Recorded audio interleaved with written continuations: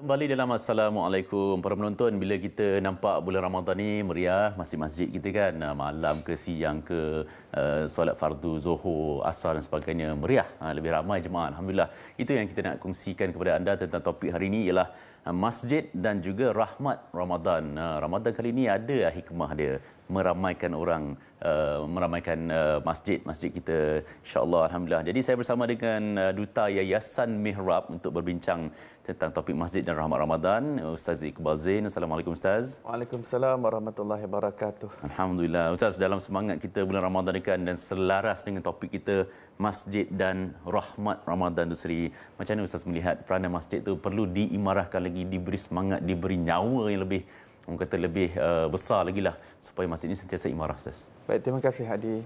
Sidang penonton yang dirahmati dan diberkati Allah Subhanahu Taala sekalian, kita syukur kerana Allah Ta'ala masih panjangkan usia kita, umur kita untuk kumpul ke pembekalan menuju kepada alam akhirat. Sebenarnya Allah yang sedang memberi kita peluang dan ruang untuk kita siapkan diri kita sebelum perjumpaan yang agung, perjumpaan dengan Allah Subhanahu Ta'ala, dan bertemu dengan apa yang dijanjikan oleh Allah Subhanahu Ta'ala kepada orang yang beriman, kepada orang yang beramal soleh, kepada orang yang melakukan ketaatan, kepada orang yang belum berlumba dalam mengejar kebajikan dan tamak kepada pahala, ganjaran dan perkara-perkara istimewa yang Allah Taala simpankan untuk orang-orang mukmin, untuk umat Nabi Muhammad sallallahu alaihi wasallam. Lebih-lebih lagi apa yang Allah Taala peruntukkan dengan peruntukan yang berlipat kali ganda dalam bulan Ramadan, keberkatan yang berlipat kali ganda, dengan cahaya yang lebih besar pancarannya, dengan nur yang lebih besar sinarannya, dengan kerahmatan yang Allah Taala kurniakan kepada kita dalam bulan Ramadan ini, maka rahmat adalah sesuatu yang kita perlukan.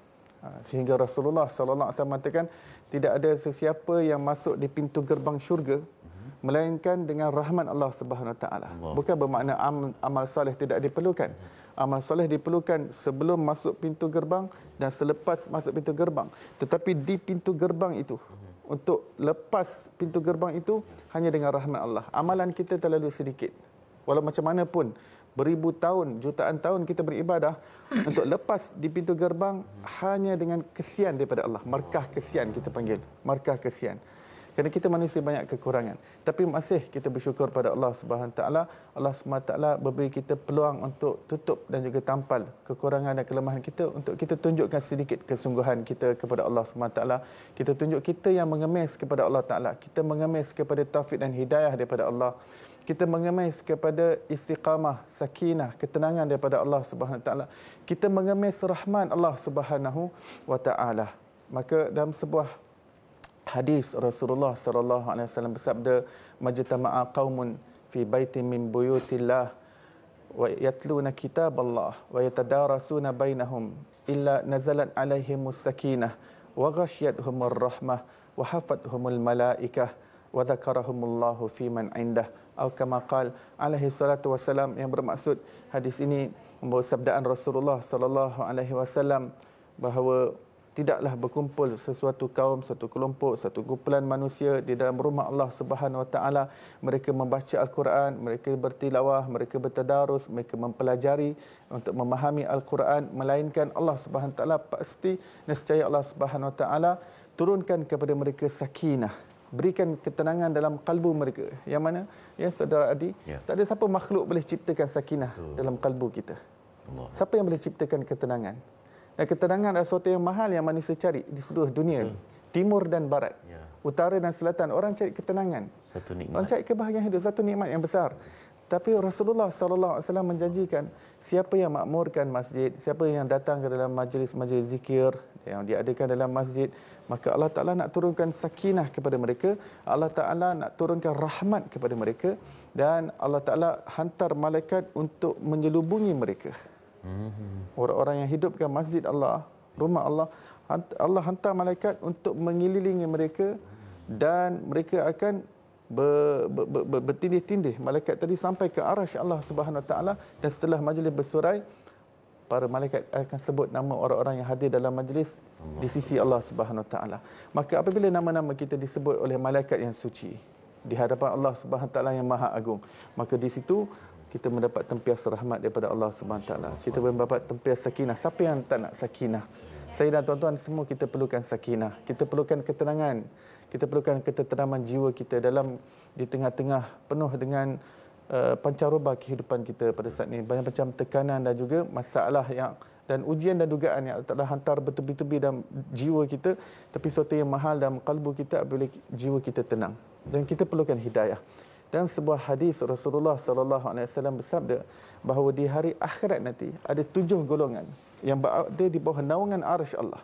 Jadi di sebalik kedahsyatan hari kiamat tersebut, dengan huru-haranya yang berlaku pada perang mahsyar itu, akan 7 golongan yang diberikan sakinah ketenangan. Allah. Dan antara salah satu golongan tadi, orang-orang yang sentiasa hidupkan masjid, orang yang datang ke masjid, makmurkan masjid. Rasulullah SAW mengatakan qalbuhu mu'allaqun bil masajid.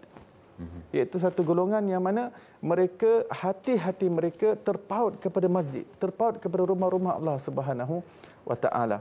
Maka di sini saya mengajak kepada tuan-tuan dan puan-puan yang dimuliakan Allah SWT untuk bersama dengan kami Yayasan Mihrab dalam kempen Bina Bersama, yang bukan sahaja kami perhatikan satu saja masjid, tetapi banyak lagi masjid dan juga rumah-rumah Allah, surau dan juga institusi-institusi pengajian agama, demi untuk memenuhi keperluan masyarakat, membantu mereka yang memerlukan, bukan saja masjid dan juga madrasah, surau, akan tetapi juga asnaf-asnaf dan mereka-mereka yang memerlukan daripada sudut kesihatan dan kewangan. Jadi ini adalah suatu peluang dan jalan kepada kita untuk merebut pahala yang besar di sisi Allah Subhanahu wa taala.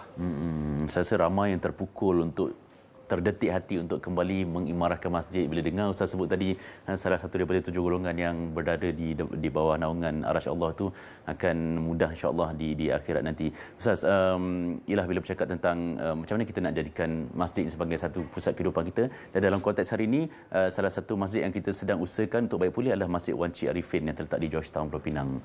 Ya, betul Adi. Apabila hadis Rasulullah sallallahu alaihi wasallam menyebutkan bahawa 7 golongan akan di bawah naungan arasy, ketika manusia sedang berada dalam gerun ketakutan, tapi orang-orang yang makmurkan masjid, yang bantu masjid di dunia ini, mereka akan diberi ketenangan. Kalau di akhirat diberi ketenangan, ini kan lagi di dunia. Allah. Maka inilah peluang kita yang besar dalam bulan Ramadan, yang mana Rasulullah sallallahu alaihi wasallam sebutkan hadis dalam riwayat Tirmizi bahawa sebaik-baik sedekah adalah sedekah di dalam bulan Ramadan. Rasulullah SAW begitu pemurah, akan tetapi dalam bulan Ramadan Rasulullah tambahkan lagi kedermawanan dan kepemurahan baginda sallallahu alaihi wasallam. Jadi di sini saya ingin kongsikan sebuah masjid yang sudah sangat berusia, dengan faktor keuzurannya yang usianya saja telah melangkaui lebih daripada 100 tahun.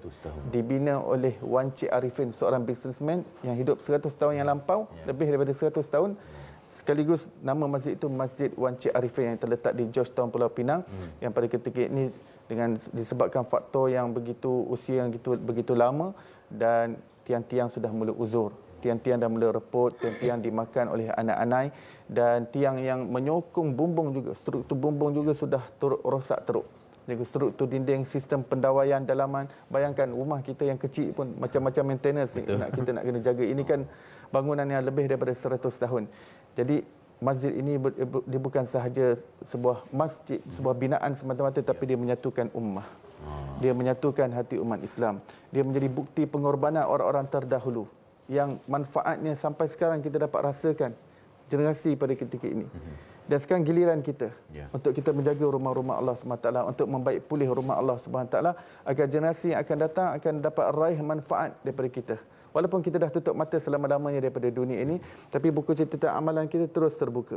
Bayangkan, Adi dan sidang penonton yang dirahmati Allah dan rumah Allah, apabila kita bantu berapa ramai orang yang sembahyang jemaah di dalamnya, berapa ramai orang yang berzikir di dalamnya, berapa ramai orang yang baca Quran di dalamnya, bertadarus, berapa ramai orang yang bermajlis ilmu di dalamnya, dan pelbagai lagi pusat aktiviti community dan masyarakat yang diadakan. Dan ianya adalah catatan amalan kita. Kita nak akan currency yang kita nak bawa yang laku di alam barzakh. Wang ringgit yang kita spend, yang kita infak di dunia ni, wang ringgit tak akan kita gunakan currency itu di akhirat. Tetapi di convert dalam bentuk pahala, itu yang kita perlukan di alam barzakh. Itu yang kita perlukan di padang mahsyar. Itu yang kita perlukan ketika di neraca mizan. Kerana itu yang ditimbang, kerana itu yang dihitung, itu yang dihisap oleh Allah Subhanahu wa taala. Maka saya dengan rendah hati untuk mengajak kepada sidang penonton yang dirahmati Allah SWT, kerana pada ketika ini pihak masjid mengalami kekurangan dana yang besar, Mereka perlukan hampir 1 juta ringgit untuk baik pulih masjid yang begitu lama dan uzur. Dan Wan Cik Arifan, businessman tadi, telah pun berlalu dan buku cerita amalannya terus terbuka. Dan sekarang giliran kita. Allah kurniakan kita rezeki, mari kita sama-sama infak. Kepada anda yang ingin menyumbang, anda boleh lihat di kaca TV anda boleh screenshot ataupun ambil gambar akaun bank yang tertera di situ, dan juga anda boleh scan QR code yang tertera. Mudah-mudahan Allah SWT kurniakan keberkatan dan melipat kali gandakan. Tidak akan berkurang harta orang yang bersedekah, bahkan Allah tambahkan dengan penambahan yang luar biasa dan istimewa daripada Allah Subhanahu Wa Taala. Insya-Allah, amin. Amin ya rabbal alamin. Amin, amin ya rabbal alamin. Jadi para penonton, sempena bulan Ramadan ni, selain kita hadir mengimarahkan masjid-masjid yang ada, jom kita bantu juga baik pulih masjid, perbaiki masjid, bina masjid dan sebagainya, agar kita dapat orang kata menghidupkan jiwa-jiwa, dan kita akan mudah-mudahan Ustaz dapat naungan arasy Allah. Ya, betul. Amin, amin ya rabbal. Sebentar tadi, dan hati kita akan tenang, bukan sahaja tenang di dunia, tenang di akhirat nanti di bawah naungan arasy Allah. Terima kasih banyak Ustaz Iqbal Zain atas perkongsian. Ustaz adalah Duta Yayasan Mihrab berbicara tentang masjid dan rahmat Ramadan itu sendiri. Okey, penonton, teruskan berinfak untuk Masjid Wan Cik Arifin, Georgetown, Pulau Pinang. Kita berehat sekejap. Kita akan kembali selepas ini.